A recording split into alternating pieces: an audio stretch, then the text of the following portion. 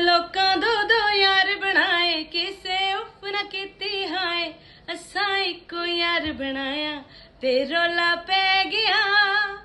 अस्सलाम वालेकुम, hi everyone, this is नूरा लाल और मैं बहुत जल्द आ रही हूँ गाइस लंदन में 16 अगस्त को ऑस्टरली क्रिकेट क्लब में परफॉर्म करने के लिए। धनक लंदन 16 अगस्त को एक बहुत ही बड़ा शानदार सुर संगीत प्रोग्राम का लंदन में एहतमाम कर रहा है और इस प्रोग्राम में डांस परफॉर्मेंस भी होगी और इस प्रोग्राम में लंदन के जितने भी मशहूर व मरूफ शख्सियत है वो भी शिरकत करेंगी। धनक लंदन ने आप सबके लिए सिट डाउन ऑर्गेनिक डिनर का भी इंतजाम किया है, तो आप सब खुद भी आए, अपने दोस्तों को भी लेकर आए, अपनी फैमिलियों को लेकर आए। ये एक फैमिली प्रोग्राम होने जा रहा है दोस्तों 16 अगस्त को लंदन में। और इस प्रोग्राम में खासियत ये है कि मैं अपने नए गानों के साथ आ रही हूँ और बड़े जोशो खरोश के साथ इस प्रोग्राम को सेलिब्रेट करेंगे।